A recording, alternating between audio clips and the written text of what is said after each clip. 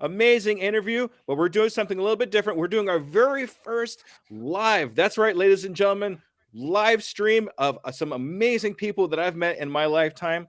So today we're actually talking to the one, the only Hal Jester from Hal's Shack. Hey, Hal, how you doing, buddy? Hey, man, how are you guys today? Okay. Fantastic. Yay, look at that. We're also got some counterparts for Hal here. Greg, hey Greg, how you doing, buddy? I'm pretty good. How are you, man? I am fantastic. Thank you so much. And then we have Mike Loco. Hello, Mike. Hey, how you doing, man? Thanks for having me. All right, and thank you so much for being the Undiscovered Entrepreneur with DJ Scoob. All right, I love it. All right, so what we're going to do here, first of all, is I'm going to have you each introduce yourselves because I know who you guys are, obviously, because I've been with you guys for a while, but I'm sure there's a couple people that are not sure who you are. So, Hal, we're going to actually go ahead and start with our lead guest, and that's you, to tell us exactly who you are and a few accolades about yourself. All right. Well, my name is kind of hard to talk about this. I usually do this online promotion. My name is Hal Jester. I am known as the Hal Shack Indie Rockcast. I'm in North Carolina. I kind of work on the outside of things of the industry being a podcast. You know, I'm not over there in, LA involved with all these people. And I have managed to work my way up. Excuse my Star Trek curtain back here. I mean, Star Wars curtain. I've managed to work my way up in the industry. I started a radio show and podcast on a British network back around 2014. I originally got started working with Roadrunner Records, not working with them, but involved in their Sign Me To process, and became a kind of a scout, like just an intern scout, just kind of helping out, volunteering my services with the company. And I've formed some friendships with a lot of the people that were also intern scouts for the company. And we worked together for a bit and found a few bands and everything. And then the site closed down. So we had nowhere to go. And I decided to start a world and a universe for all these indie artists back in 2014. And so I got on a British radio network. They were called Audio Burger at the time. And then they became Reputation Radio. That was headed up by John Summers, who used to work for Virgin Records way back in the day. And then he decided to do his own thing to help indie artists. So I started this show, and it went live in October 2014 on their network. And my buddy Matthew Meadows was the DJ there who helped get me started. And we were trying to come up with a name. And I was throwing around a bunch of things like the Band Shack and the Hal Shack and Hal's Bands and Hal's and just all kinds of stuff. And he's like, you know what? He said, why don't you call it Hal Shack and hashtag shit out of that? That's quote verbatim. That's exactly what he said. And I said, you know what, Matthew, that's awesome. We're going to do that. Thank you, buddy, for the help. And the Hal Shack became live. And I started with a few bands on a podcast. Managed to get a 1 hour show together. And then things kind of progressed from there and took off. All right. That's an amazing story, Hal. Thank you for that. It's good to know a little bit of your background. I mean, I know some of you, like for the last 2 years, I've been following you, but it's good to see where you started. Right. All right. Yeah. So, Greg, I'm going to put you up next here, bud. Who are you and how did you get started in all this stuff?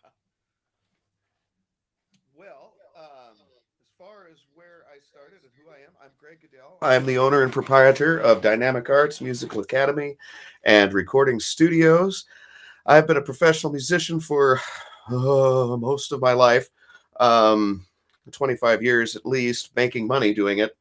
I've been in different acts that have been in different stages of almost stardom. I am not rich, I am not famous, but I've been at the precipice a couple of times. And let's see. Then I went to school working in at Full Sail University while it was still a prestigious school, not like recently. And I did a little bit of digital A&R, and now I teach and I produce records. And I still, on my better days, I do support acts do tour support for large acts and whatnot. So I'm the guy that they call that is the ringer that they put on the stage when so-and-so can't make it from Nashville. So, yeah. There you go. Awesome. Thank you, Greg. I appreciate you. And now, Mike, it's your turn. Let's hear a little bit about you and what you do and how you got started. Oh, I've been in this industry quite a long time as well. I started real young. Thankfully, when I was really young, I decided that I wanted to be on the opposite side of the stage and not on the stage, because I saw that my knack was more for just establishing the business and just talking and making things happen. And I managed to land myself an internship and became an A&R for a major label before I was even 18. And that's where I also took some bumps and bruises and made me who I am today, because there's a lot of things that happened to where I didn't know enough about the business and I got bamboozled. I worked on over 40 platinum records and I got nothing but coffee and, donuts that day. No credit, no nothing. So that led me to really dive in more, and which established what I have today, which is, MLM Entertainment. It's an independent label. I only sign management deals, and we're one of the number one independent distribution companies that you can get before crossing over into the main, the major level. So I champion the independent artist with just opportunity, the education, and, just in general, making sure that they don't make the mistakes that so many artists and so many people make commonly. We see all these crazy, interviews where like people as big as Snoop Dogg didn't know what publishing was until 4 years ago, and things of that nature. So really, it's just about championing the independent artists, making sure they know what they're doing, and that there's a lot more involved than just, laying down some tracks and putting music out to the world, and understanding that the business is the second word of music business. All right, Mike, that's awesome. Thank you for that. That's great. So one thing I always like to talk about is entrepreneurship, because that's the type of podcast that I run here. So what I'm going to do is what would you say in the music industry would be considered an entrepreneurship? Can you answer that for me? Oh, wow. That's a long question. Or a question that requires a long answer. I'll try to be as short as possible, but an entrepreneur in the music business could be anything from an artist starting up, or to anyone wanting to start their own blog series, to anyone wanting to start their own playlist, to anyone wanting to start their own podcast, for anyone wanting to start their own record label. The options are limitless there as far as that goes. Awesome. That's good. That's good to know, because I mean, we all got to start somewhere. It's even in the music industry, it's all about getting that first motions going, getting started. And and even if it's just that one playlist where you just riff off something and it kind of comes out really nice and you want it to show it to the rest of the world. So how about you, Greg? How would you kind of equate the music industry to entrepreneurship? Well, entrepreneurship in music is, really just kind of finding a way to, well, you know what? Let me just stop right there. I was going to go too far in. It boils down to leadership. And what you can do. That doesn't mean that you have to be an AR rep. That doesn't mean you have to be a musician. It doesn't mean that you have to be doing something, whether it's teaching. Like a friend of mine always said, you can make $1 million selling burritos in a corner. They just have to want your burritos. You can do this.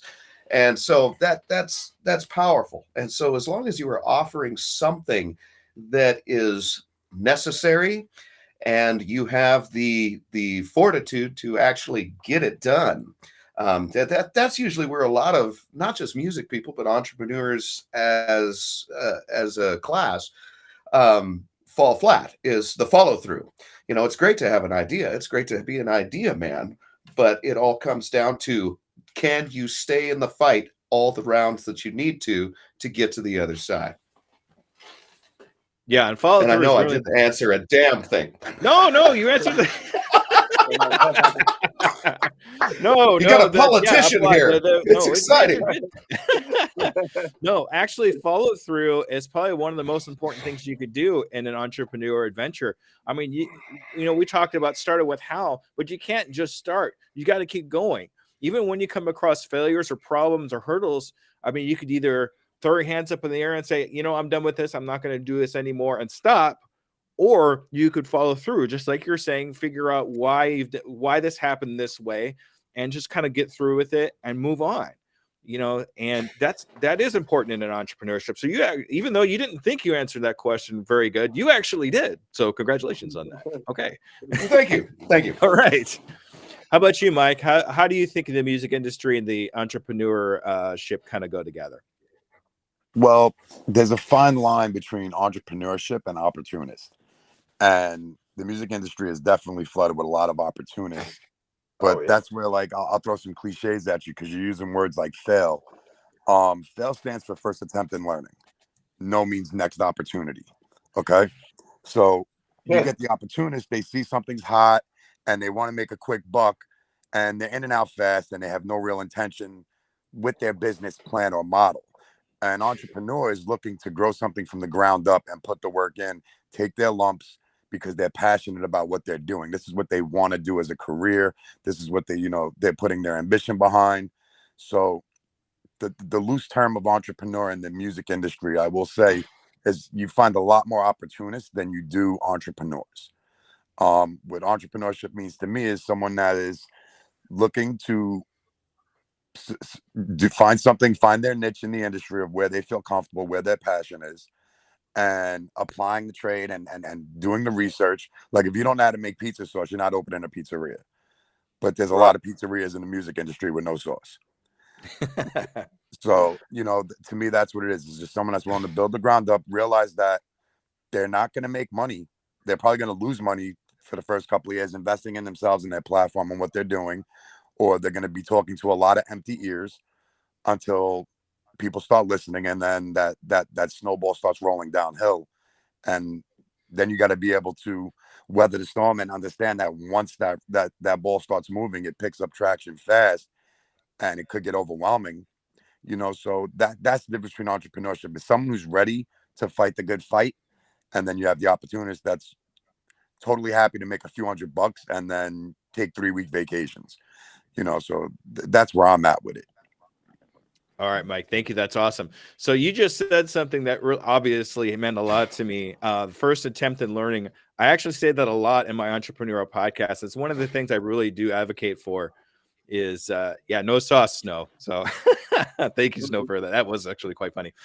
But first attempt in learning, that's something I really dig deep in all my podcasts, because a failure is not a failure as long as you learn something from it.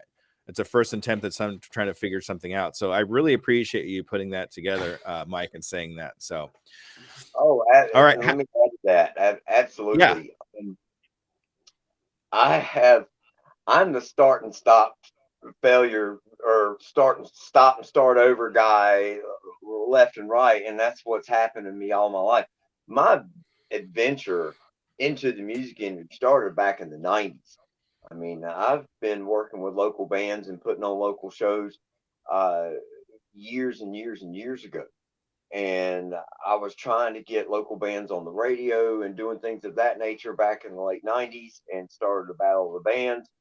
And then that all got derailed when I had kids.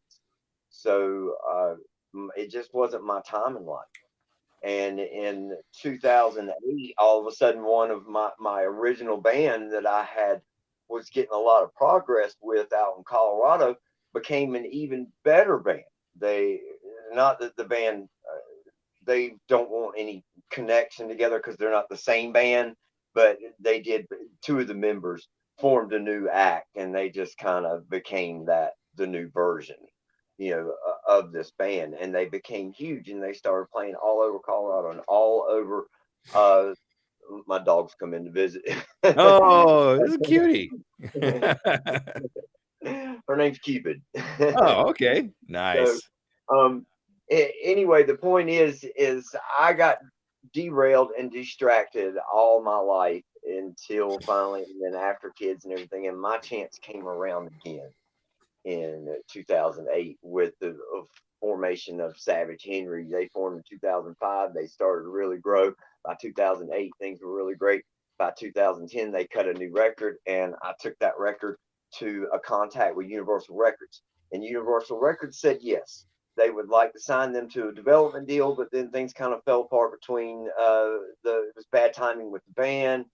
Some infighting started happening, and the whole thing just kind of fell apart.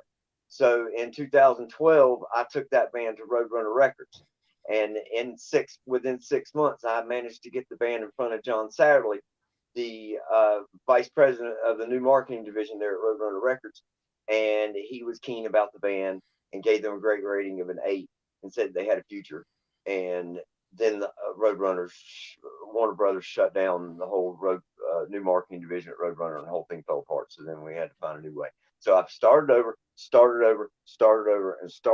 again. And in 2012, when I went to Roadrunner, or got involved with Roadrunner, I made a goal right then that in 10 years that I could be somewhere cracking the top of the music industry and having my foot in that door.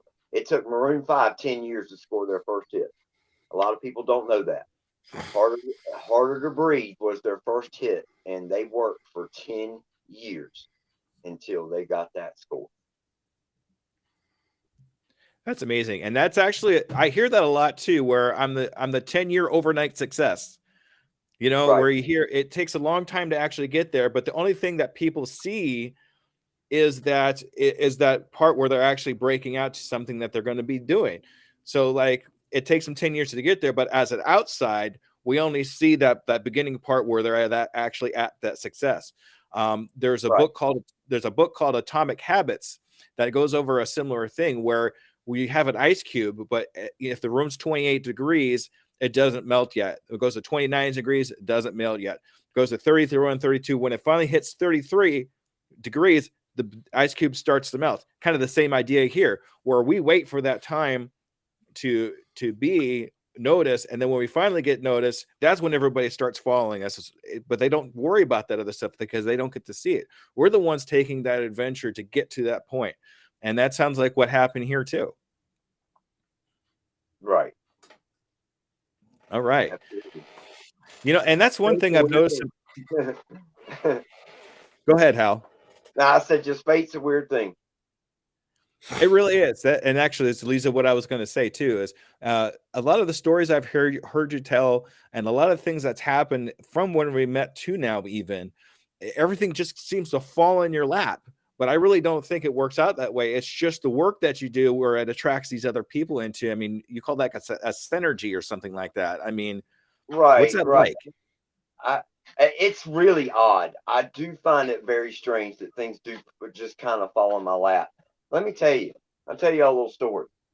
March 2019, somewhere around there, I decided to go to Nashville on a fluke.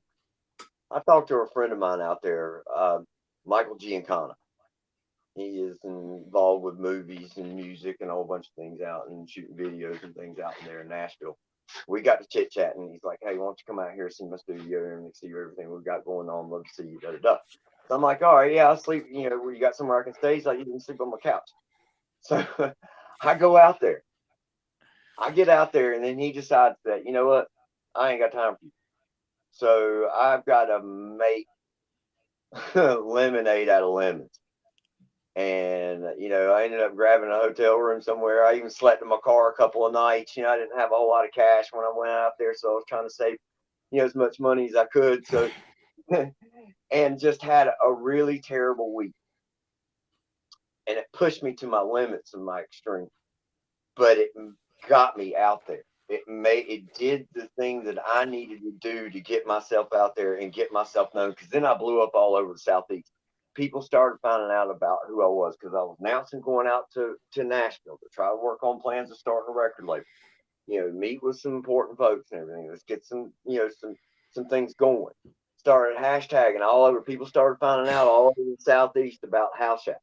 from Charlotte to Nashville to Raleigh to Richmond, and things started to come along a little bit, a little blow up. I even scored a centerpiece with a Nashville like music blog when I was out there, an announcement that I was coming to Nashville. So anyway, met a few artists while I was out there and just made some great connections, and it forced some things in my life to get going that wasn't really going. I had a couple of small accolades on my show at the moment. And so when I got back, I was defeated. I was a defeated dog, let me tell you. And I didn't know where to head and what to do. And I found a music site called Drupal.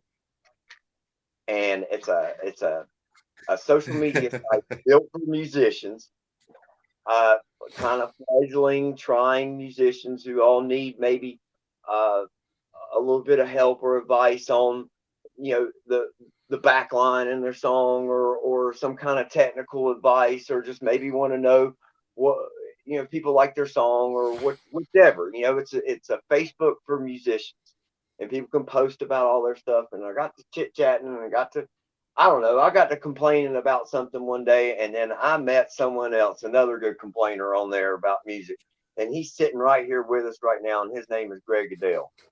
Oh, okay. That makes sense why he was giggling a little bit there. Yeah. Right. So Greg and I got very involved with Drupal and a lot of the members on there.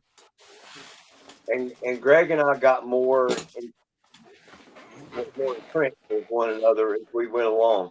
I got a little animosity from Greg to begin with, but I don't know where at that point in his life that he decided that to stop giving me crap and jump on my team. I just figured you weren't going to listen anymore, and just talking like to a rock, sort of. No, kidding.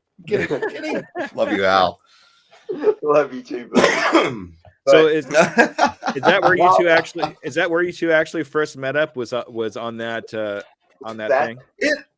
That is where it was. He was. Yeah. And I don't even remember what it was even about. I don't remember what we were talking about, but I do remember it being. I was complaining about one of my bands, like I usually do. Like here's a problem with the music industry, and here's a problem that most people don't hear. Okay, and then I probably told you to dump them and just get rid of them, right?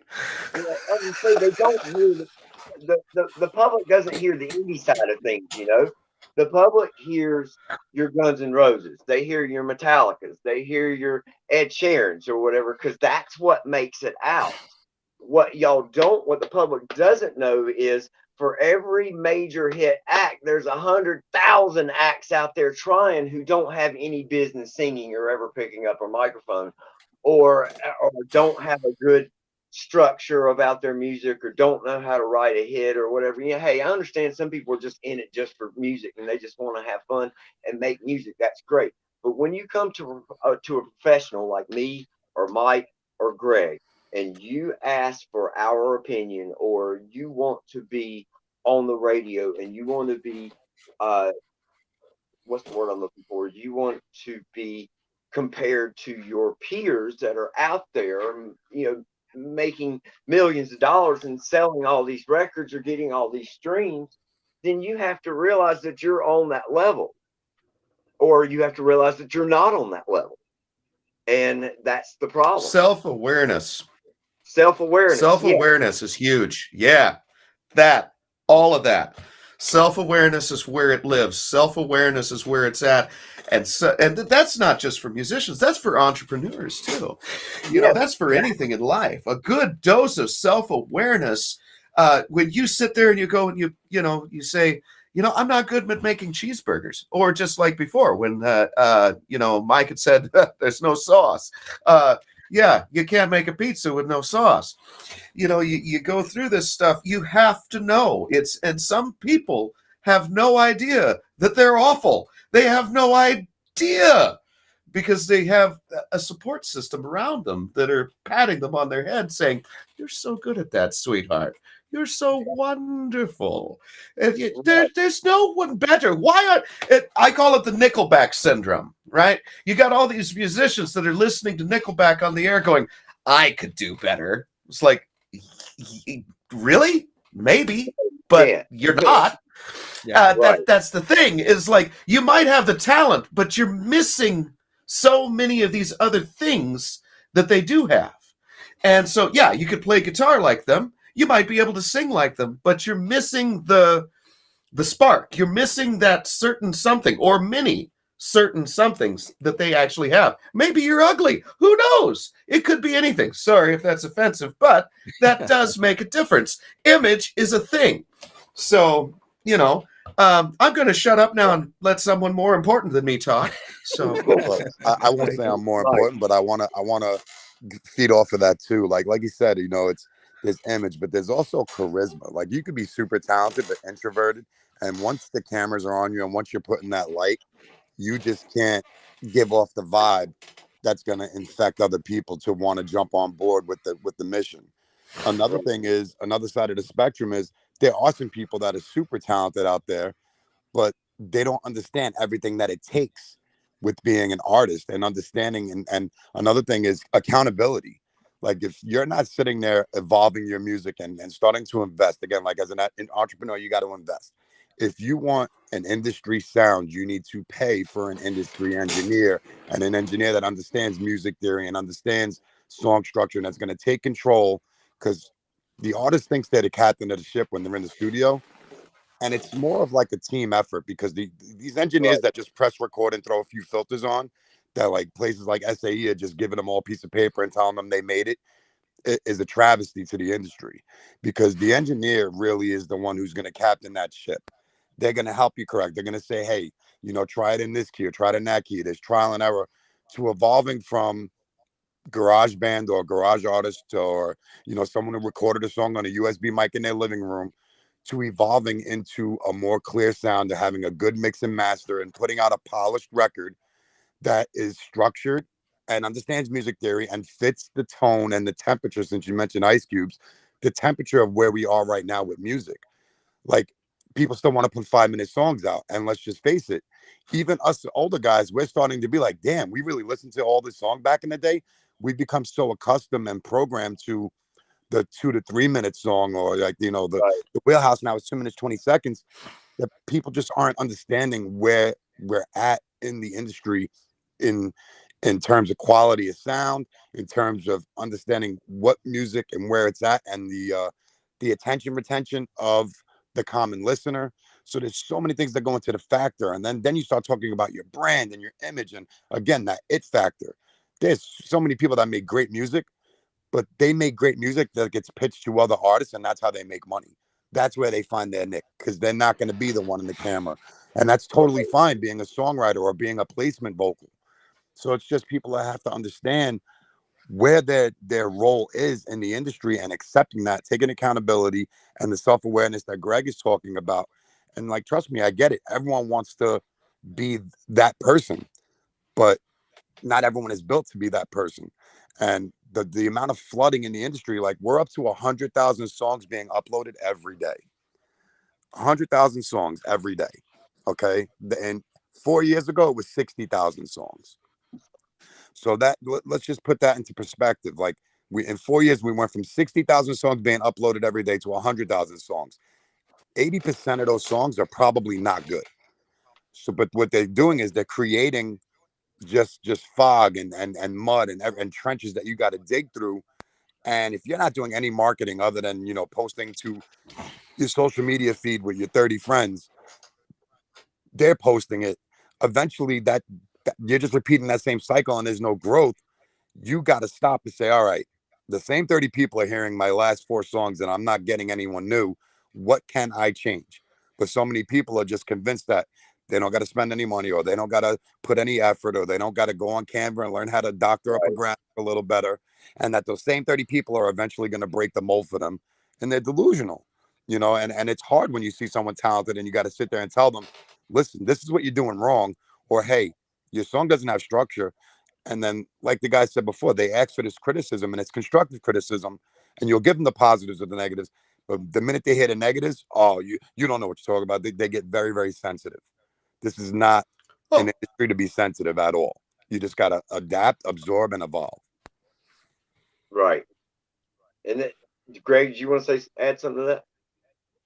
Oh, I was just going to, agree. It's where that again, that self-awareness to know that when somebody's trying to help you, but it's easy as an artist. You can become very quickly, because sometimes the things that we write or the things that we do, they're very close to our heart. They're Where'd I go? There I am. You're They're something happened on my end or something, and I'd like disappeared for a second. Sorry. But they can become. You have to have a thick skin.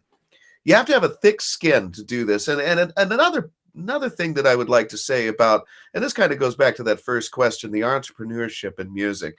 I know that, and this is probably could be like labeled as Greg's bad advice hour, because that's probably going to be the best piece to say. But if you want to make something and you want to be something, don't have a plan B.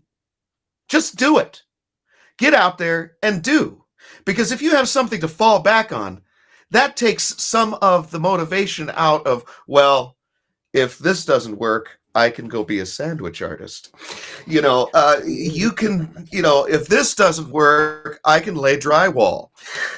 No, go do it. Get on. Because if there is no fallback position, if the fallback position is living in a bus under a bridge, you work harder getting that gig. You work harder doing what you need to do to get out there and do it, and you'll be better. Or you'll live under a bridge, but which, like I said, everyone's mileage may vary.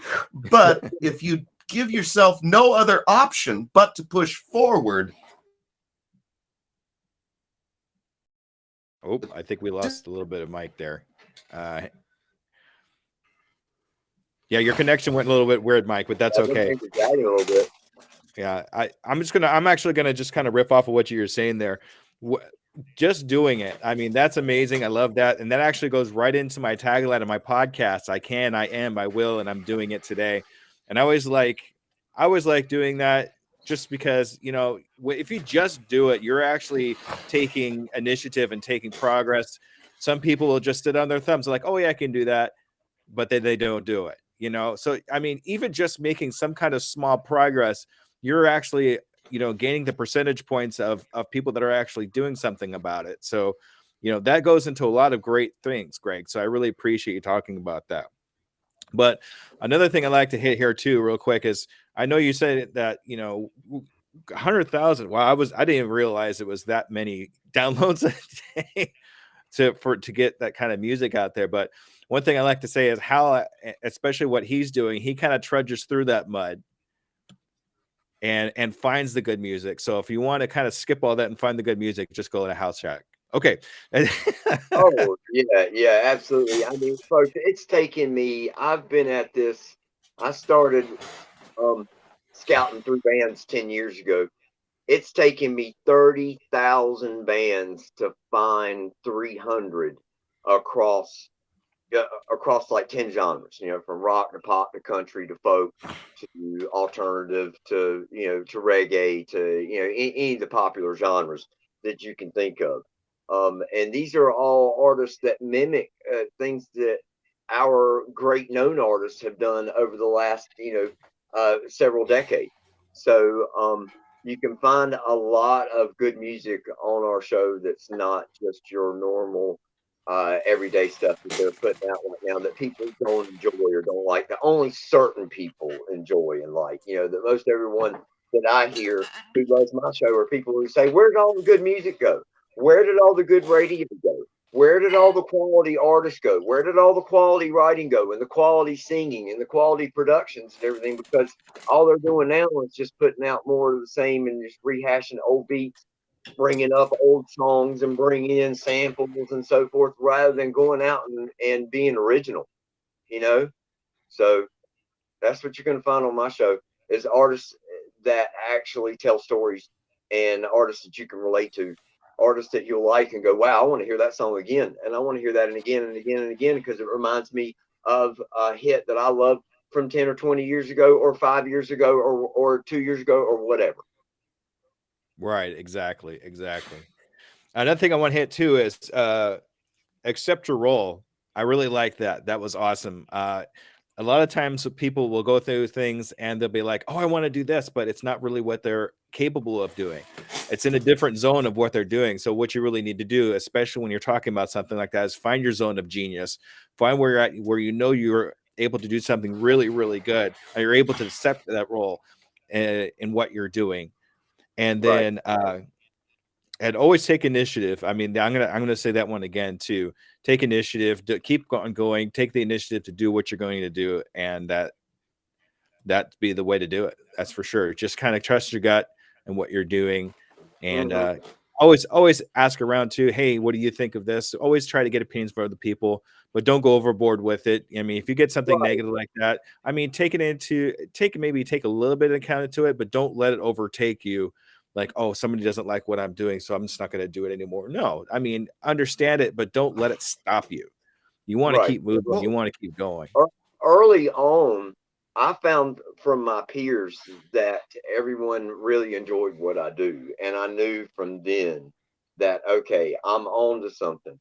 I know that I can keep doing this.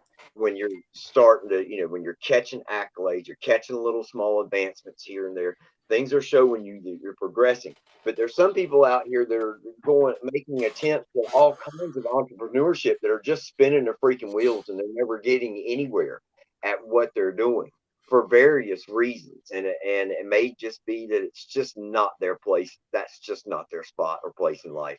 Not at this time anyway. Or, just need to find a different way. So many things happen or spur out because of other, because of other things. Like I could be searching for a band.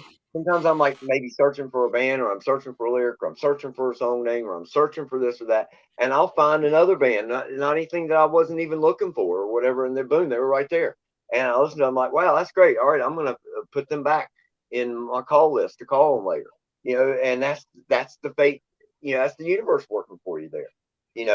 That I shouldn't have known or found that band. Like here for example, one night I was watching videos I sat for 45 minutes watching Facebook Reels. I don't do that. I guess I was just bored or whatever. And I was waiting for something to come along.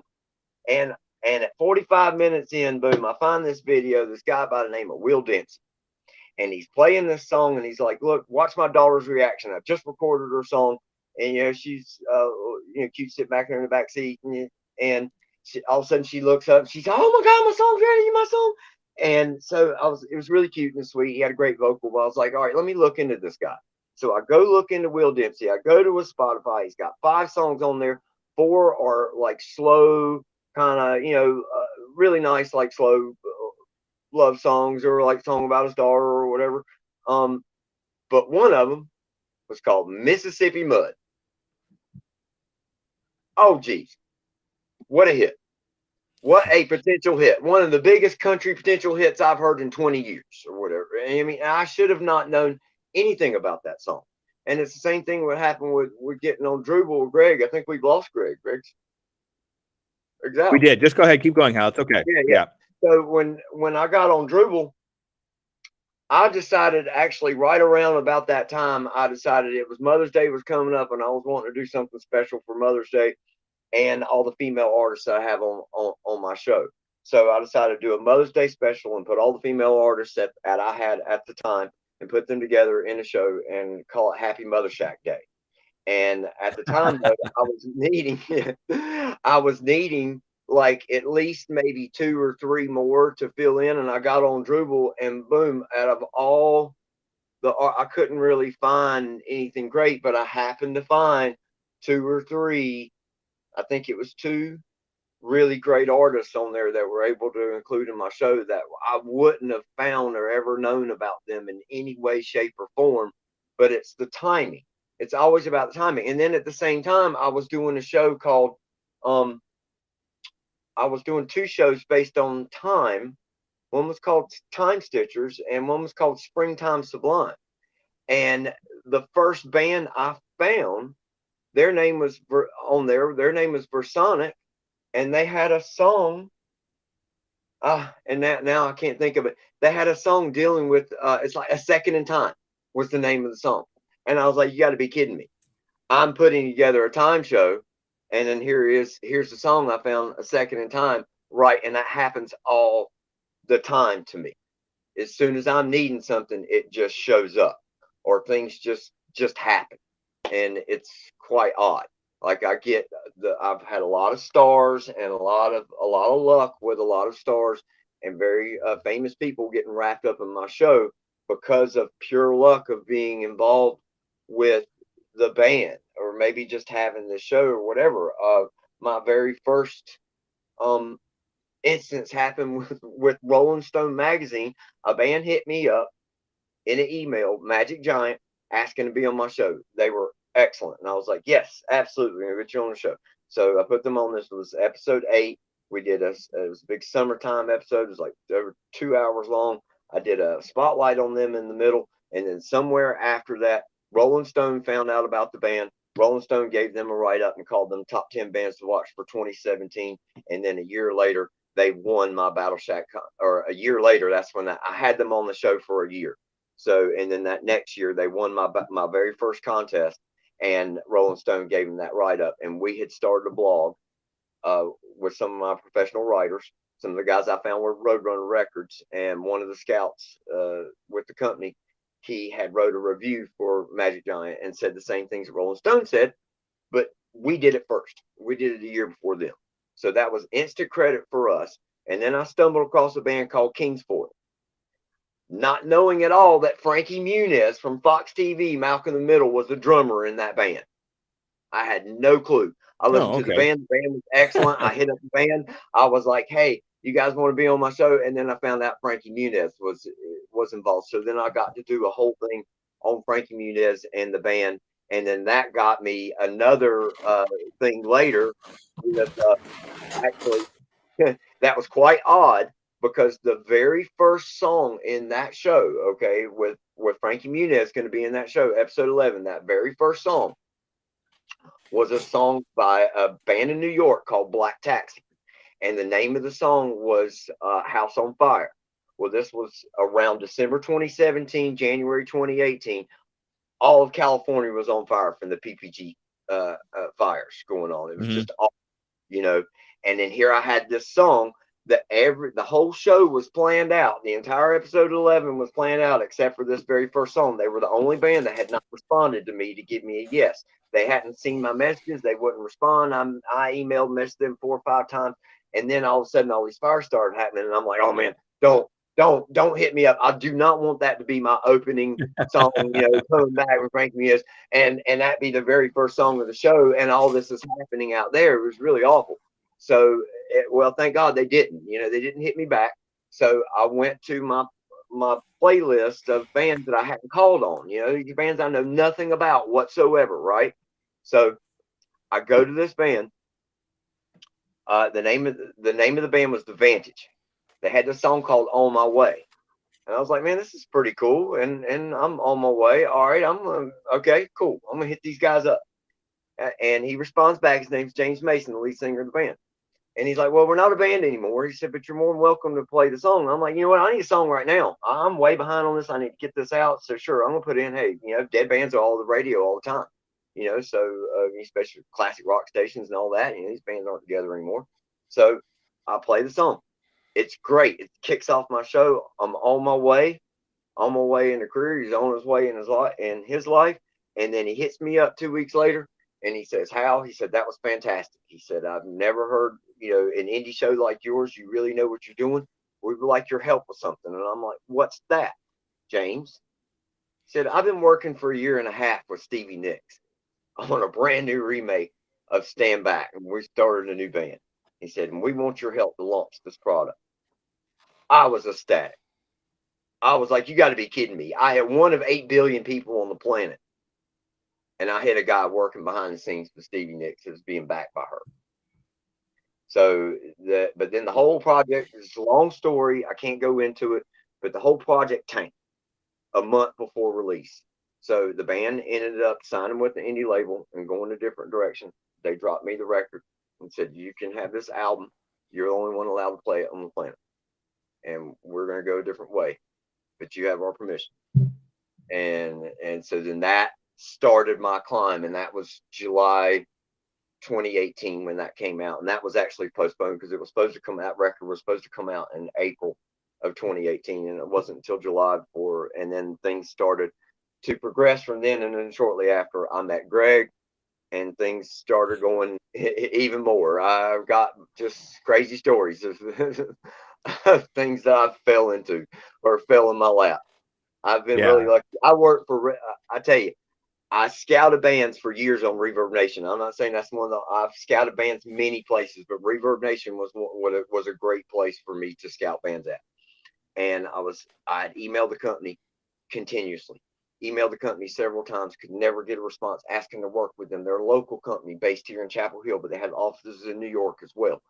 And actually, they're based in Durham, North Carolina. And that company does a lot of work with the indie artists. And so I was like, okay, this would be a great relationship to have with them. And I tried to dive in with them, and I could never get anything. All of a sudden, December 2020, I believe it was, I get an email from the owner of the company and founder of the company, Lou Playa, with no idea who I was. He knew about me because he found me, but he had no idea I had been emailing the company for years. He was quite upset that his, people below him didn't get in touch with them. I guess they have everybody, emailing them wanting to work with the company, and I guess they have to pick and choose who they talk to, and who they send up the ladder. I guess I was just too small, but Lou found me on his own. I've worked with Reverb Nation now for 2 years doing campaigns for the company. Wow, that's amazing. It's amazing to me how you can go from one thing and that actually leads to another thing, which leads to another thing. And we actually can see that as long as you're being consistent and working hard towards things that you want to get to, right, things will just fall in your lap. That's kind of how I ended up in podcasting. It was like, well, why didn't because I was trying to be a karaoke DJ and a music DJ. That's how all this started. You know that, Hal. But yeah. I actually ended up falling into I've been with DJ Scoob since the beginning. Right. I was the first Scoob believer. That's right. You were originally the original Scoob believer. Yeah. So I appreciate you sticking with me through this whole time, Hal. I am curious though, is there something all three of you have worked together on something that really turned out really well? I mean, Mike, Greg, and Hal? Well, not yet. That's an adventure. Like, we're working on things. Greg, I'm glad to see you're back. We lost you there for a little bit. Yeah. So, is your audio there, buddy? Yo, I'm here. Okay, all right. Yeah. Make sure you can. Okay, we can hear you. Greg, I can yell. You can yell. Okay. Greg, we can only hear you so long. Huh? Greg is the announcer for our show. So for the house. So whenever you hear the podcast, you're a professional announcer. Come on. You're listening to the house. Just like you're listening to Hal Shack. Yeah, that's the one. Yes, exactly. It's fantastic. And he does a lot of neat little things like like a mad scientist, curated on the many years. You're listening to Hal Shack. He does lots of different things that you would hear on the radio and see. And what's odd is speaking, we were talking about fate and destiny and so forth. At the same time that Lou found me from Reverb Nation, this is where Mike comes in. Mike finds me. I'm on a really odd place. I had got a friend request right before Mike found me from a Ryan Getz on Tuned Up Lounge. He runs a local music page for Columbia, Ohio area musicians, right? And so for some reason, all of a sudden, I just get this random request one day from Ryan. So then I became friends with Ryan. We started chit-chatting. And then I got involved in this Tuned Up Lounge group. And then one day, on a fluke, when in downtime or something, I happened to be on a post with Ryan, or that Ryan was doing, and boom, Mike pops in on the post. Mike and I start chit-chatting. Mike was looking for somewhere to get his artists on the radio. and wasn't involved in R&B or rap or any of that kind of stuff at the time, but I had my show. So it got me chit chatting with Mike, and then Mike and I wound up in each other's DMs, and it just went on from there. So I was telling Mike, well, Mike, I don't do R&B, but I know some guys who do. Maybe I can get some of your guys involved and your artists involved with these fellas. And then at the same time, I'm looking through this first campaign I got from Reverb Nation, and I had told all the, Reverb Nation sets up what kind of music we want, what genres. I said nothing about wanting rap or R&B. That's not my clique. Even though I know it, I know it quite well. It's just not my genres. My genres are rock, pop, alternative, and maybe a little bit of folk thrown in, and a little bit of reggae, and a couple of little things like that. More, So anyway, I'm looking through the stuff, and I'm getting blasted with nothing but just tons and tons of rap and R&B. And I didn't ask for this, but this is really weird because Mike just came into me, and Mike's asking, for his artists to be on my show, and then hiding Jesse in these music clips. There were some videos sent to me as well. And in the videos was Little Zane, national known rapper. He was not credited. He helped out a kid called Lil Fi, Lilfye. And he did a little stint, like maybe 45 seconds in the middle of the song. I'm like, man, that guy's a professional rapper. Who is that? So I get looking around, and I find out who he is. I get to talking with Rock Witt, the manager of him and Lil Fi and all that. So then they're like, yeah, absolutely. Want your song? I want your song on the show. I start seeing all this rap and stuff, and I'm like, man, you know what? I've got enough here to put together a show. Hey, Mike, let's get involved with the rap scene, buddy. And so things started to take off from there with Mike. So I've got two of Mike's artists are MiG 718 and Lady Birdie, and they are on my show and been involved in my show heavily. So, and then Greg's involved in my show as far as from the announcing standpoint. Nice. Greg's even been in my show, actually. Greg's one of his songs, he would do a Christmas show. I did a Christmas show this past Christmas, the Christmas before, and Greg and his team always put out a Christmas album every year. And he had a funny Christmas song, kind of remind me of like the grandma got run over by reindeer, but it's a little different. What was that one, buddy? What was the song we did? Santa drank my whiskey. Yeah, Santa drank my whiskey. Yeah, nice. Freaking hilarious. Right. So we have, in a sense, and as Mike says, we operate as separate entities, but as affiliate partners. We're trying to kind of coordinate our things together, and we'd like to take on a music festival here in my county in a year and a half. We can pull it off, a big one. So that's the next venture for all of us to get started with. Hey, Greg, I got a request for you to sing a line from the Christmas song there. You think you can do that for us?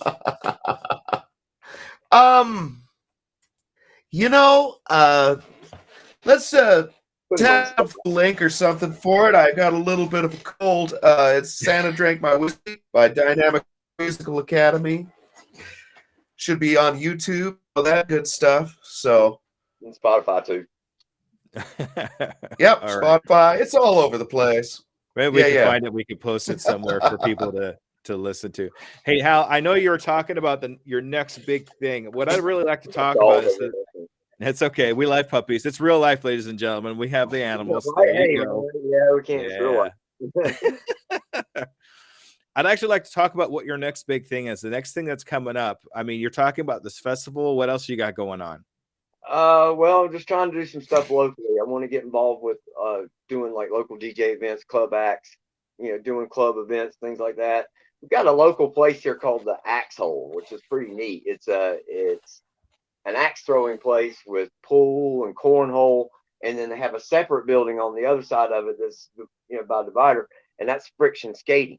So they've got a whole thing there for the family to do. People can go go over here and drink some beer and throw some axes, and the kids can go over here and go skating and play video games, and it all just works out well. And they even have a wall that they can open that wall if they want to. Oh, So, wow. yeah, which is pretty cool. It's not the whole wall, but they've got a pretty big spot you can open up, and then we can turn it into more of a club atmosphere. And that's something that we've talked a lot about doing. And so that could possibly be one of the plans for down the road. But yeah, the biggest thing looking at right now is looking at getting this music festival going. I mean, I'd love to get into other things like, starting a label or get more involved with the label with Mike, or, we could do licensing of the music. We could look at, getting the music out there to distributors. Of course, all this music's already on distributors. I would look at wanting to sell the music, want to get this music into commercials and get the music into movies, into TV and sync placements and things like that. That's what really helps these artists to go. People can find them. When you're a struggling artist, it makes no sense to me. Okay, here's prime example.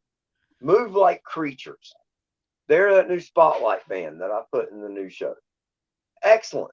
One of the best guitar solos I've heard in forever. The band formed during the pandemic. They were recorded by, now I can't think of his name. His name's Ethan. Don't put me on the spot on this kind of stuff. I'm sorry. Okay. He was the same guy who recorded Paper Jacket's album too. And they did an excellent job. The band has 84 followers or something on Spotify or wherever. It makes no sense to me whatsoever. You've got bands out here with hundreds and hundreds of thousands of fans or millions of fans on Spotify that don't deserve it, versus a band that does deserve it, that has great, hit music, that has skills like they used to have in the 80s and 90s and early 2000s or whatever, and it's going completely unnoticed, totally unnoticed. And that's the problem with the industry today. That's one of the biggest things. It's all about how much content they can get in front of these people, no matter how good it is or not. I've seen that in articles. They've talked all about it. That is the driving algorithm. Is to fuel these algorithms with music and content, no matter how much or how good. Just got to keep getting it out there. And I think that it hurts the industry. And I think it hurts. It certainly hurts our plight of what we're trying to do, because here's what's happening is that it's being seen from, or the music industry is being directed from a one-sided viewpoint. And I understand that, yes, today the young ones and everything got to push the music. Yes, that's just how it is. But their viewpoint comes from one dimension. They don't understand all the stuff that we knew. So they hear something that sounds like, or it's got the little kitty voices in it and the different things, and that's their style of stuff. But it's not what everyone wants to hear. And that's what the labels think. The labels think that what the 15-year-olds are pushing is what everyone wants to hear, and they've completely forgot that there is a music genre or a music demographic above 25 that wants new music, that is tired of hearing 80s and 90s and 2000 stuff. We're tired of it. We're done. We're done with listening to Rock 92 and whatever. I don't mean to call that station out. It's a great station, but I'm just saying, just for an example, any rock whatever or any classic. I mean, yeah, some people want to, do want to hear that stuff and relive it. But for the most part, what I hear from a lot of people is that we want new music for us. We want new bands that are doing things like they used to, because we've already heard Sweet Dreams Are Made of These or this or whatever it is. According to the Mandela Effect, it's one or the other.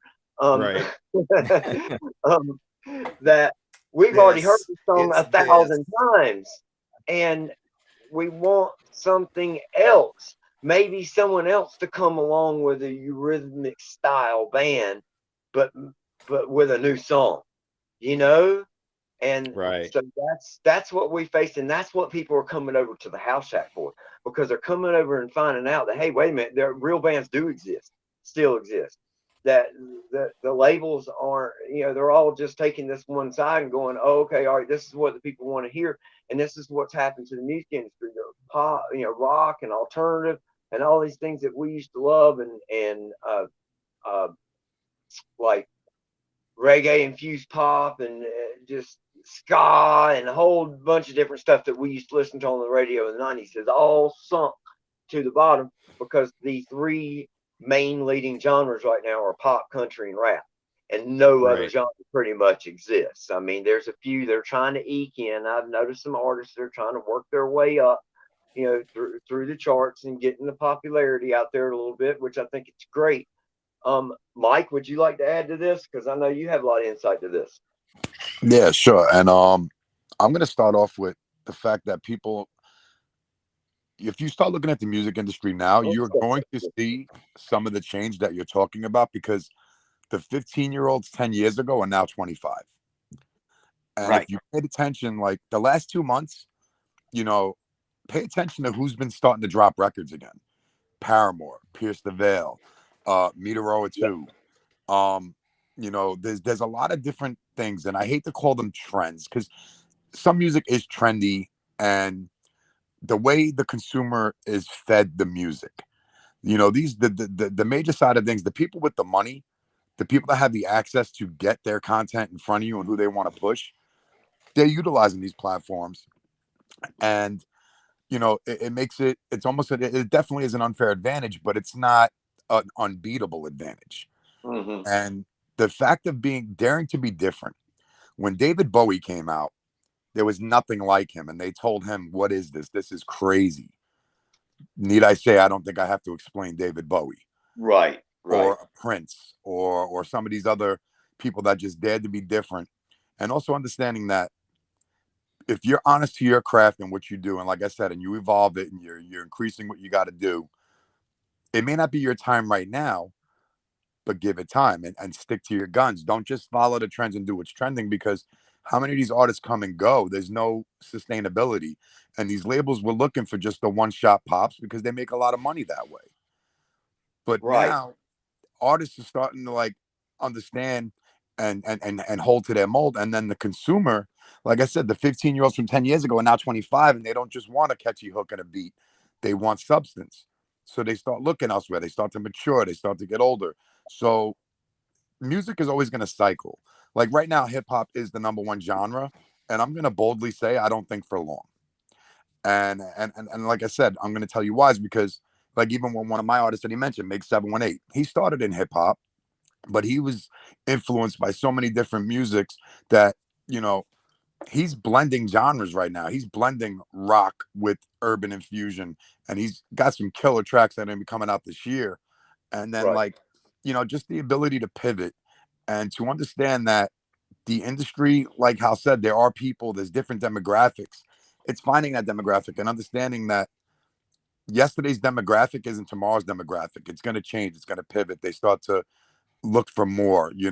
They're not doing the high school parties and the little backyard gigs no more. Now they're looking to go into more established venues, and they're looking to consume more. And I saw an interesting question that popped up that says, radio play still relevant? And it's not as relevant as it used to be on an FM dial. But that's Right. why platforms like Hal's are so much more important, because people consume music differently now. They need to be spoon fed, and it's sad, but it's true. So they're going to the DSPs like Spotify, and or the non DSPs like Audio Mac and SoundCloud and Apple Music, but they're also going to the podcasts. The blog game ain't the same no more. People, when's the last time you went to a blog to find artists? Even guys that used to do it, they're not doing it, because that time has changed, because these blogs, they're all pay to play, a lot of the blogs now. So there's no real journalism being done.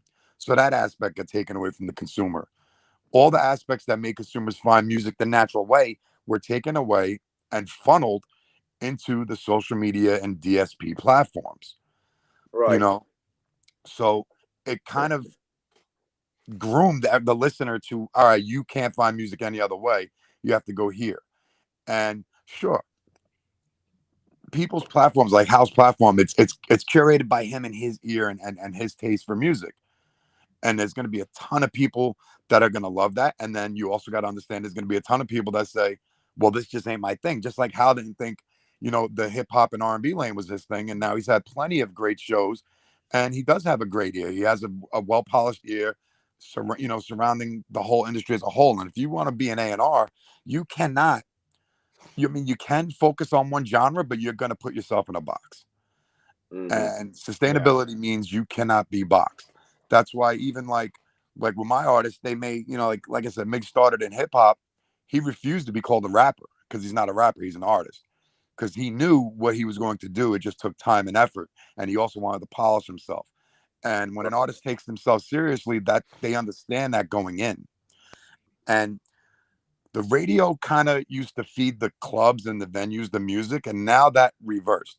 Now the radio's told what to play by what's popular and trending on social media, or what's popular with the clubs and everything else. So instead of radio breaking records are broken out here, and then the radio just plays what's there, because they know if you're driving in your car, are you turning on the radio, or are you connecting to your playlist? Or are you connecting to a podcast that you have saved that you wanted to listen to? Like, technology has moved us away from radio, but radio still does play a role. It's just not as big as a role as it used to, Right. because that's just not how the music consumer has been trained to find their music. And I hate to say the word trained, but it is. We know always the main demographic is 14 to 19-year-old Caucasian girls. Okay, they're the ones that are on their devices, or they spend the money, they support. Like, that's a large demographic to target in any genre. It was even dare to say in the 80s and 90s that demographic determined tomorrow's rock star. You got their support, then you got everyone else's support to follow. Right. But again, as time shifts, they change how they want to consume music, or they change the type of music they want to listen to. So you can't just focus on that demographic, because then if you stay focused on the demographic, you're going to lose the prior demographic that you had 3 years before. When they get older or get mature, they get a wider palette for music. So that's where, like, the marketing aspect and just understanding how to approach. And also, when people say radio, they think of like your top station in your area.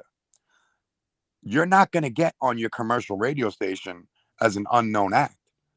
But there's tons of non-commercial radio, non-com. You got your college stations, you got platforms like Hal's, you got all the other small ones that will play the independent artist. So, like, for example, I'm from New York.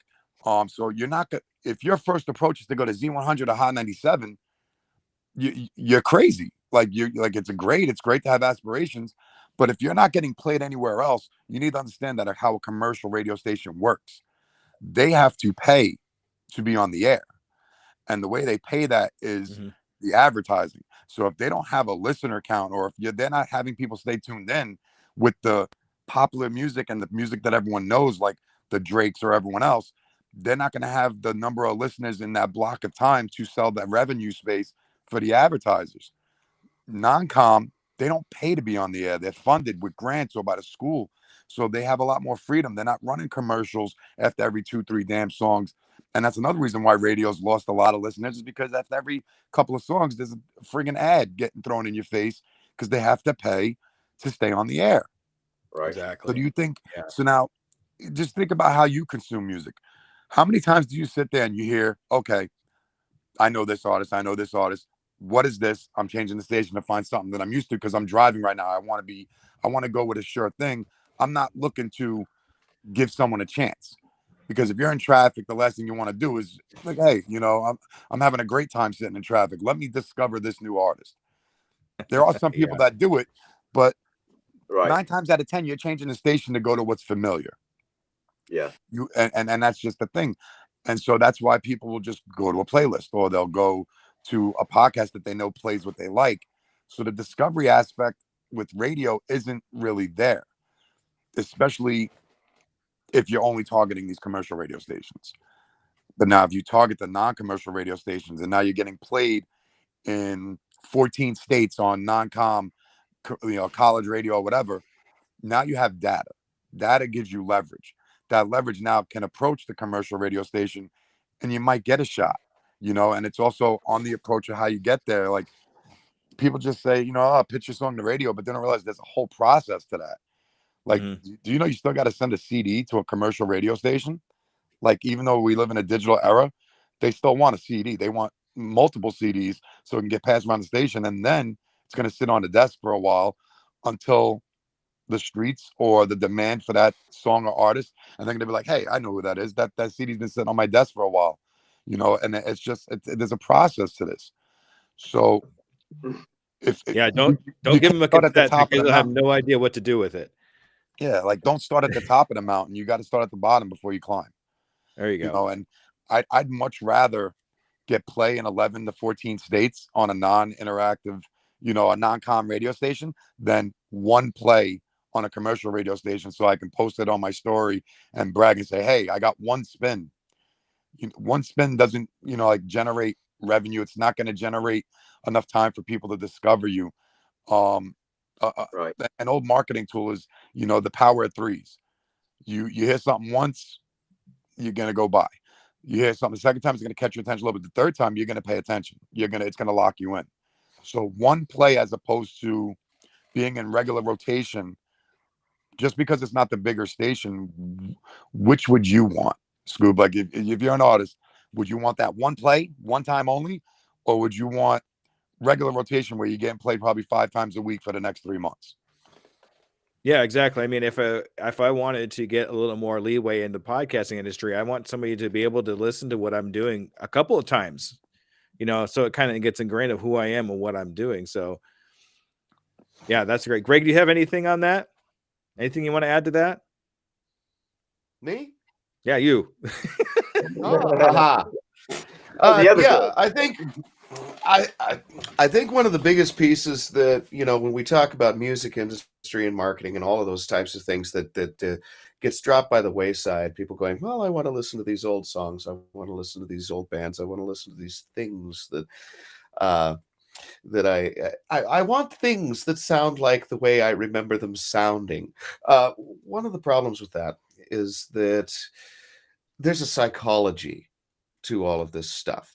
The reason we attach to music, the reason we attach to songs, and this is me going back to my actual schooling and stuff. I'm actually a diagnosed psychopath, so this is going to be fun. Psychology is my bag. So there you go. The psychology of music. So every time as you become a teenager, you start breaking away from what your parents were listening to, what everyone around you is listening to, and you start forming your own opinions and your own things. You start listening to your own types of music. You start listening to your own songs that fit what's going on with your own personal life. Now, another big piece of what happens there is that as we generate new memories, you remember the song that was playing the first time you drove a car. You remember the song that was playing the first time you kissed so-and-so somewhere, right? You remember the song that was playing as you're walking down the aisle for your wedding. Well, guess what? Pretty soon you start running out of first memories. And that's when you start not accepting new music as first things. So psychology is something that Hal's fighting here on his channel, and he does a very, very, very good job at doing it, because he's picking these things. He says they sound like things that were before. I don't think so. I think they appeal to the parts of us that are aging, the parts of us that are growing as we're getting older, and we can listen to these things and still have an open mind. One of the things this channel does is it's for people with an open mind, because a lot of people will just be closed to music, period, after a particular spot. Well, if it ain't the Dixie Chicks, I'm not listening to it, or whatever it might be. It's like, I love George Thorogood. Why? I don't know either. Stuff like that. Sir Mix-a-Lot, maybe, I don't know, Vanilla Ice, right? But people, they listen to that stuff because it brings back a warm fuzzy from back earlier in their life. Like, I love that Torn cover by Natalie Bruglia because I was spending one of my first boy-girl moments in a car listening to that song. The song's trash. I mean, it really is. Because, I have fond memories attached to this stupid thing, and so when we're talking about marketing too, and then we talk about big label marketing, why does big label marketing do so well? Well, because they throw the money there. On average in 2019, to break a song, it would cost $7 million per song. That's for a single, right? That's the general average to get it to a blanket amount of people where it would actually start to make a profit. Those are the types of things Hal's up against, is those guys that have got the $7 million playing. That's why you hear the same, 20 songs on terrestrial radio over and over and over, is because that's the same $7 million recycled over and over and over and over and over. So, to bounce, gentlemen, I'm about to turn into a pumpkin. I've got a recording session coming in. It's been, and thank you so much for having me and listening to my crazy rants. Thank you, Greg. It's really appreciate having on the show. I'm actually going to go ahead and just get some final words from everybody else too. But Greg, you go ahead and go because I know you got important things to do. So thank you so much for being on Undiscovered Entrepreneur. I really appreciate you. Much love. Thank you, guys. Be safe. Be careful out there. I love you all. All right. Fantastic. And I'm going to go backwards here since Mike kind of said some last things. We're going to wrap a few things up here. Mike, is there any final words you'd like to kind of pop in there with? Just like I said, for the listeners there, if you're looking to get into something, I believe in, we got to tap dance our way in. It's something that I use all the time. And TAP stands for talent, ambition, and passion. So if you have all those three things going for what you really want to do, then don't let nothing stop you. Put your best foot forward, have the ambition, realize that not everything is going to work. Sometimes you got to make little pivots. When this pandemic hit, a lot of people had to pivot because things shut down for 2 years. Hurdles are put in your way. It's okay. Just, drive forward and jump through. Even when you feel defeated, you just get back up. If you think you're in a stagnant place as a listener for consuming music, since we're talking a lot about music, expand your palette. Look for different ways to find music, because there is a lot of great bands and great artists out there that don't have the machine behind them or don't have the means to have that machine behind them. So support your local bands, support your indie bands and your indie artists. Yes. Support the platforms that, Hal works tirelessly scouring. Like, sometimes I get messages from him at 2 a.m. and he's like, "Oh, you got to check out this band, or you got to check out this artist." And I'm like, "All right, I'll check it out in the morning." He'll send me playlists. I'll listen to them. Support guys like Hal and check out the show. Check out podcasts like this, because they're bringing you the unexpected listening, experience that you may be missing because you're just being spoon-fed what the big conglomerate companies are sending you, which is just, that's where the money is. So they're going to force it down your throat. And like I said, there's 100,000 songs being uploaded every day. And just like with music, there's 100,000 ideas being uploaded every day into someone's brain. Be yourself and just check out the obscure sounds and the obscure things and the obscure platforms, and have an open mind to it. So I thank you guys really for a lot of the hard work that you've put in between House Shack and this platform like yourself. And I'm always going to support all of these kind of platforms, and I'm always going to be available to these type of platforms, because you are the foundation that leads to where those big boys came from. So I just want to thank you guys and give you guys your flowers for that. All right. Thanks, Mike. And just real quick, how do we get a hold of you if anybody has any questions for you, Mike? Just so we have that. I hate to sound so 2023, but honestly, the best way is Instagram. It's the same name, Mike Loco, MikeLoco. all my contact info is there. I answer all my DMs because I have terrible OCD and I can't ignore the notifications. It may take me a little time, but I will get there. And I'm a big fan of educating, so feel free to reach out. All right. Thank you so much. All right, Hal, now it's your turn. Let's do some last final words with you. What do you think? Oh God, we could talk for several minutes. I always have thoughts. But something that I thought that I think that's interesting, and this is a point that I always like to bring up, is the way music has expanded and evolved over the years.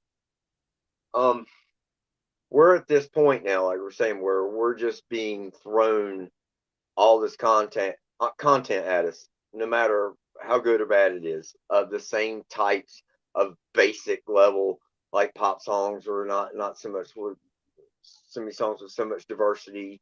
And there used to be tons of diversity at the top. And back in the day, you could look around everywhere. We had rock, pop, alternative, country, folk, reggae, punk, ska, you name it, it was there in the top 100, top 200 Billboard, and it's just not there anymore. And the age-old formula that the labels want to push, that we just want to push to the young ones rather than pushing to everyone, because now music has changed. We don't have, see, back in the day when they started that formula in the 60s and the 70s and 80s, anybody older wanted Frank Sinatra and stuff or whatever. They didn't want like new music. But now we've been hit with modern music from the 70s to 80s to 90s to 2000s to 10s to 2020s. So guess what? Those people that were rockers in the 60s and the 70s are rockers now. That hasn't changed. We've got a wide open field here of a demographic of the entire world of music listeners, rather than just how they used to gear to us when we were younger, the MTV generation or whatever, but we had so much diversity on MTV. We didn't have just this little bit here and there being thrown at us. We had everything thrown at us. So we're used to that. So we're used to any type, we're not surprised by anything that comes at us in the music industry or whatever. And I feel like the labels still think this way, that anybody over 25 doesn't want to hear any, doesn't want new music. They just get all the old reruns. We're just going to keep throwing reruns at them or whatever, and that's just what they're going to deal with. And there's an entire niche of people out there who want new music geared towards them, and I feel like that's where they're kind of falling short in the industry right now. They're making more money, and that's the thing. When the streaming services, when the whole file sharing started, 2008, 2009, 10, 11, and so forth, it just killed that went on for years, and it just killed the industry. So they decided to start streaming. So they came out and they rose from the ashes of that in 2012 with the streaming model. And ever since then, the labels have made more money. That I read recently or whatever, the labels have made more money now than they've ever made. They're raking in $1 million an hour, $24 million a day, but yet we can't put any money into the artist and the development of the artist. It seems like they've lost that vision to look at an artist and go, I don't care that you only have 100 fans, you have a hit, and we want to make that a hit. It's like they want these artists that have managed to get lucky and get their name spread around on social media, which I don't know how that works, because that sure as heck doesn't help me, and it hasn't helped me in the 8-10 years that I've been at this. Yeah, I'm still trying to figure that out myself. Yeah. And share and know, and it won't get, and I'll do it in different ways and try different things, and it won't get seen. It won't get the views. It won't get. So I'm like, how does this band or this person or this artist all of a sudden, they just released this video 2 months ago, it's already had 2 million views or whatever, and I've been at this for 10 years and I haven't had 2 million of anything. Yeah. You know, and that's the thing is I'm told by all my professionals and all my peers and everyone who I work with in the industry, I'm not just like hearing stuff from my buddies or hearing things from family members. Oh yeah, you're doing great. Because people tend to patronize other people in the music industry when they come to ask you. A lot of what Greg and I saw on Drupal is a lot of patronization. You know, oh God, this is great. Yeah, I can hear this on the radio. I'm like, yeah, really? Could you hear that song being played behind Queen or behind Bon Jovi or behind Ed Sheeran or whoever mixed in the middle? I'm like, really? Could you really Right. hear that? You Yeah. know, so why are you telling these people that? Why are you blowing their head up to make them think that? And that was the thing that always kind of bothered me about American Idol and what I would used to do, and which I'm so glad they cut out doing this. They used to do the embarrassing outtakes, you know, all the people coming in and trying and they can't sing and they obviously have no reason to be there. And some mother or father or family member or friend or whatever drove their friend 2,000 miles or God knows how far, or flew or whatever, all the way in to go try to get in this competition with 70,000 other people, and they have no business to be in there, you know. And it's one thing if you're good and you have a shot. It's another thing if you can't sing in pitch or in key. You need to know that before you go.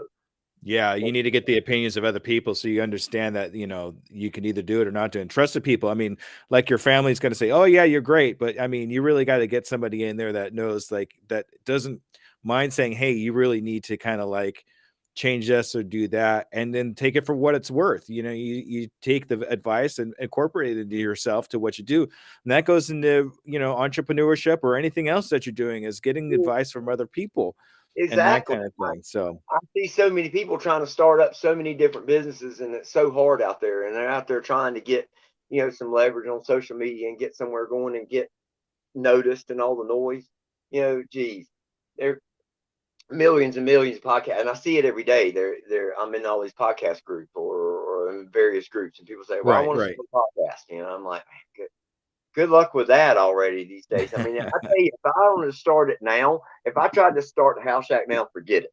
I got lucky and started way back when podcasting Right. was just starting to come along. And I've been lucky enough to earn a lot of good recognition along the way. And if I wasn't earning good recognition, that started to happen. I mean, it took me, Jesse, it took me three, and Mike, since Mike, you're still here too, uh, 3 to 3.5 years. And of course, all the listeners out there, to get my first 10 episodes down because of all the different problems that I had in life in different ways, different things involved in order to get and things that happened in my life in order to get those shows done, and delayed me in different ways. And I'm not going to go, that could take too much time. I'm not going to go into that, but 10 episodes, 3 years. I should have But you gave still up. made them. I But you should have still gave made up. them. But I got, yeah, I know, I still made them, but I got lucky and I happened to catch it because they're on that 10th episode. That's where I caught Frankie Muniz in his band on my There you show. go. And then actually, well, that didn't happen in 10, that happened in 11. And then 12 was Able Label, where the Stevie Nicks back song came in with Paper Jackets. So then that continued, my climb, and I've gotten a lot of other great things since then. Rock band Cabo, they used to be with Warner Brothers. They're now part of my team. They've been part of my team the past 3 years. Looking at them possibly to headline our festival coming up. So that'd be really great. So they're just another. And Cabo did something with Duran Duran and got a deal to recut Come Undone. That was exclusive on my show. So there's many things recently. I've now got Eminem. That's the biggest thing that I fell into. A band fell into a project with Eminem, of all people, an indie band. The indie band cut a song with a friend of M's. His name is Swifty McVeigh. He's also known as D12. They hired him to do a rap spot in their song. It's a metal band, but it's like a metal rap band, kind of like Korn kind of thing or something. And anyway, Swifty did this spot in the show, and then we don't know in the song, and I'm not sure whether Swifty had asked him or whether M just offered, but he did an intro for the band and Swifty in the song, and it was great. It was in there, and the band was super appreciative of it. But they felt like, well, this thing's kind of odd though. The M's in the intro, but he's not really in the song. So they asked Swifty, "Hey, can you maybe get him to, I don't know, maybe do some bars for us or something, get in the song. Jive with the song. 6 months later, he sent them some bars for free and put it in the song. So now the band was ready to run with it, and they gave it to me for an exclusive and help promote it and so forth. So that has been a really great push for the House Shack as well. So you just never know what you'll find on my show and what you'll find out here with these artists. You know, you got so many struggling, striving artists out there who people will pop on their profile and go, "Oh God, they only have 1,000 fans. They can't be any good." No, that's not the case. It's social media. Social media is the problem. Do you know how many, like I've looked at big well-known bands. You go on Spotify, like I can talk to people around the place or locally, wherever, and mention artists like Niani or Sam Tenez. They are excellent artists. They have 4 to 5 to 6 million listeners on Spotify. If you mention their name, no one knows who they are. But if you mention a band like Cabo, or you mention Bon Jovi, or you mention whoever, that's name recognition. People know who they are. You know, these are Spotify artists. You know, there's this kid, Connor Price. The kid is an excellent rapper. He's amazing. I came across this stuff. He had less than 1 million fans. He's up to 8 million now on Spotify, and he's blown up within a year. I mean, the kid is he should be a hit. He should be well known. But you know, he's not a hit. He's not a hit artist per se. You know, he's not hired by the labels. He's just an indie. But man, the kid is good. But if you mention his name to people, people know who he is, because that's 8 million people around the world. I mean, that's nothing. I mean, I'm known. I've reached almost 500 cities around the world in 100 countries. But if you go around and ask people, have you heard about my show? Have you heard of Hal Jester? Have you heard of House Shack? No, you know, they hadn't. I mean, but some of my friends have, and people around here in the area, people are connected to me. But for the most part, no. You know, I'm still a little man on a totem pole, but I happen to get really lucky. And I see this with a lot of artists too. I see this with a lot of indie artists that maybe don't have some big following, but they're out there opening for big national acts, but people don't know it. That's the thing, because until you're hitting that point where your songs have 600 million, 800 million plays, 1 billion plays for one song, then people are starting to know who you are. But even some of these big bands that have been around for decades don't have the following on Spotify. You could pop on there or whatever, like millions and millions of people know who they are, but they don't have millions of fans hitting the like button on Facebook, or they don't have millions of fans hitting the follow button on Spotify, you know, because they're just not on there, or they're just not on their radar to go do it.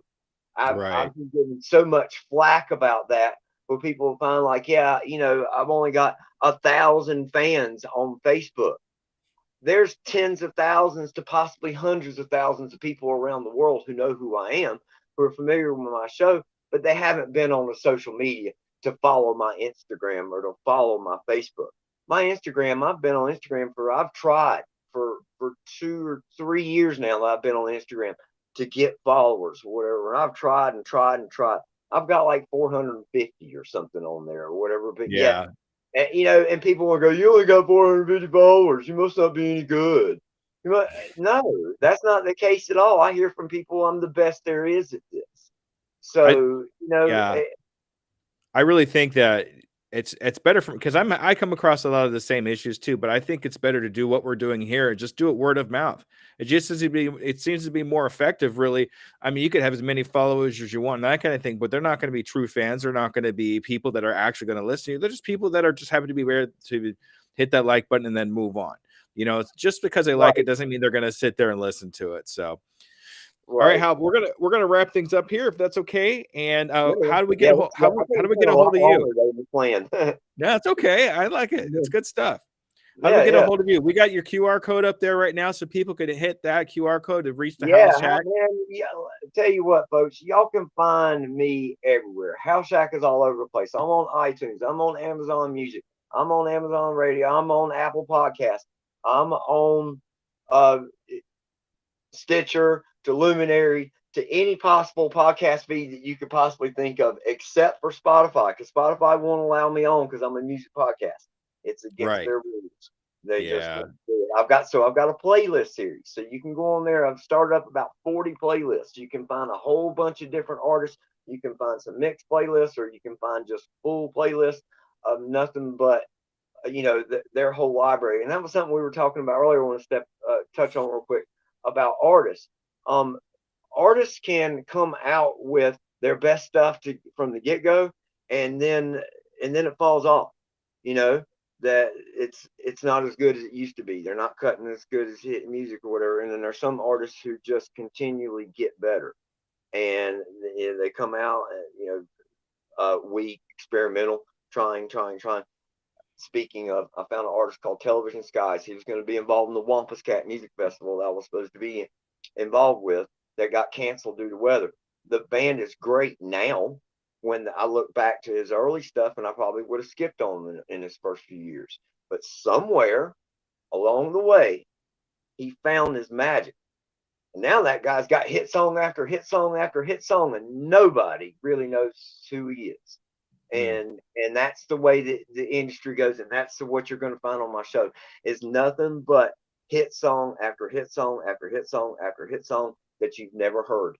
You're like, why isn't this known? Why haven't I known about this band for the past 5 years, as long as this song has been out? Why am I just hearing about it now? Why has it been out for 10 years and I've never heard of it, or 5 years or 2 years or 6 months or whatever? Yeah.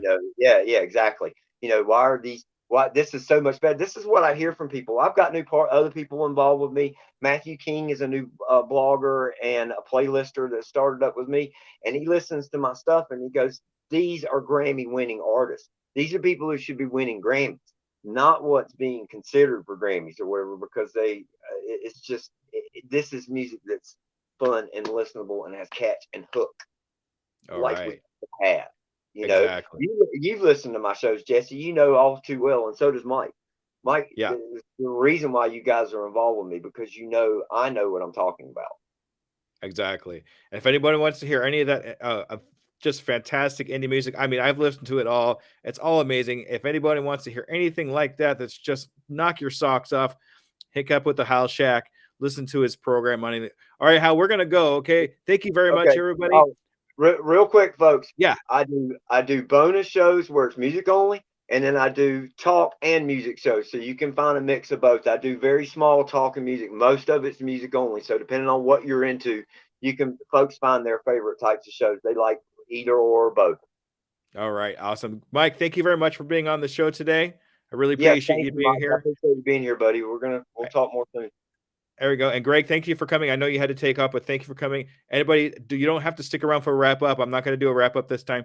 Thank you very much, Hal. I appreciate you actually doing an interview with me, and you all take care. Okay. This is great. Thanks, Jesse. All right. Thanks for being the original Scuba Believer, Hal. All right, everybody. Thank you. Bye-bye. Man, Scuba Believer. Definitely. All right. All right. Bye-bye. Bye.